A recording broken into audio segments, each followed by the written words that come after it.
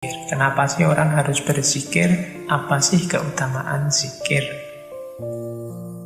Ya.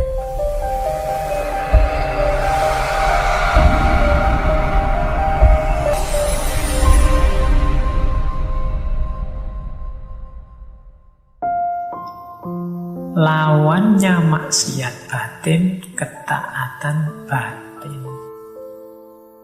Ada 10 juga menurut Syekh Abdul Somad. Jadi kalau batin kita sudah bersih dari kotoran-kotoran karena kita melakukan takholli, tazkiyatun nafas, sekarang saatnya diisi. Isinya apa? Ketaatan batin. Apa 10 ketaatan batin itu? Isilah dirimu yang sudah bersih itu pertama dengan tobat, yang kedua dengan khauf dan roja. Khauf dan roja itu takut yang diimbangi dengan harapan, harapan yang diimbangi dengan takut. Yang ketiga zuhud, yang keempat sabar, yang kelima syukur, yang keenam ikhlas, yang ketujuh tawakal, yang kedelapan mahabbah, yang kesembilan ridho, dan yang kesepuluh zikrul maut, mengingat mati. Kalau batin kita sudah bersih dari maksiat lahir dan maksiat batin, sudah takholli, sudah tazkiyatun nafas, maka saatnya tahalli, mengisi dengan yang baik-baik. Yang baik-baik itu antara lain yang 10 tadi. Ini 10 tidak mungkin saya jelaskan satu-satu. Satu ketaatan batin itu bisa atas satu sesi sendiri. Ya mungkin kalau ada waktu nanti ya kita akan ngajinya tidak terikat oleh apapun. Kapan-kapan satu sesi tentang taubat, satu kalau khauf dan roja. Dulu pernah sudah tentang takut dan harapan, tentang zuhud, tentang sabar, syukur, ikhlas, tawakal, mahabbah, ridho, dan zikrul maut. Tapi secara sekilas insya Allah teman-teman sudah paham apa yang dimaksud. Mengisi diri dengan, menyibukkan diri dengan taubat, khauf, roja, zuhud, sabar, dan seterusnya. Baik, kita lanjutkan. Nah, dari Hidayatus Salikin juga nanti bab sebelum akhir, karena yang terakhir itu nanti adab. Nah, sebelum tentang adab itu ada bab tentang zikir. Uraiannya panjang, saya cuplikan sedikit dari bab tentang zikir. Kenapa sih orang harus berzikir?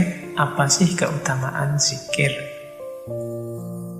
Yang pertama, zikir itu membuat kita terpelihara dari api neraka, itu pasti. Orang yang sibuk zikir, dirinya penuh dengan Allah. Kalau penuh dengan Allah, itu otomatis dirimu terjaga. Sukar membayangkan batinmu atau mulutmu berzikir, sementara anggota tubuhmu yang lain melakukan hal-hal yang dilarang oleh Allah. Ya kan? Kamu mukuli orang misalnya, itu kan agak susah kalau memukuli orang sambil baca ayat kursi, atau sambil ngaji apa, atau sambil wirid apa, itu kan susah. Biasanya kalau pas memukuli orang, ya kamu sedang marah. Kalau kamu sedang marah, ya gelap. Nah, maka orang yang istiqomah berzikir itu otomatis terjaga dari perbuatan-perbuatan buruk. Karena lidahnya, hatinya, pikirannya sibuk dengan Allah saja. Ya kalau orang perbuatan buruknya minimal, ya pasti dia terjaga dari api neraka. Maksiat-maksiat lahir tadi itu mungkin lebih bisa diminimalkan kalau kita sibuk zikir. Nah itu maksudnya yang pertama. Yang kedua, zikir itu utama karena orang yang oleh Allah disibukkan dengan zikir itu sebenarnya orang yang oleh Allah diberi nikmat yang luar biasa. Kalau kita oleh Allah dianugerahi zikir, itu adalah anugerah yang luar biasa karena banyak orang lain yang oleh Allah justru menjadi orang yang lalai. Jadi banyak orang yang hatinya lalai, tapi oleh Allah kita diberi nikmat hati yang selalu ingat padanya.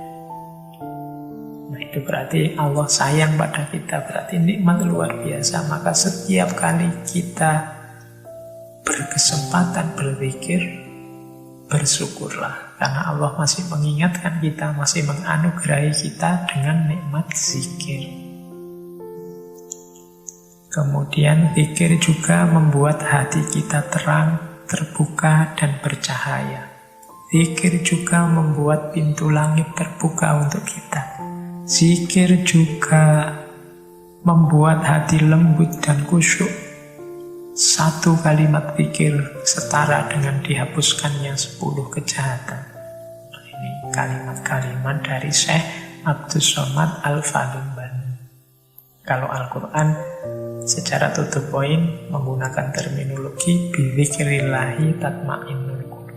Ala bidzikrillahi tatmainnul qulub. Bukankah dengan zikir pada Allah hati menjadi tenang? Kalau hari ini kita mungkin sering galau, sering gelisah, sering sumpek, apalagi banyak sekali masalah ekonomi, masalah corona, masalah macam-macam bertumpuk-tumpuk. Sehingga kita rasanya tiap hari gelisah, tidak bisa tidur, tidak tenang. Sebenarnya solusinya adalah zikir. Untuk apa? Tatmainnul qulub. Tatmainnul qulub itu batin yang tenang, batin yang puas, batin yang tidak lagi bergejolak. Itu diantara jalannya adalah zikir. Kalau ini tidak bisa dijelaskan, silahkan dijalani saja. Perbanyak zikir. Insya Allah nanti batin kita akan terbantu menjadi mutmainnah. Ala bi dzikrillahi tatmainnul qulub.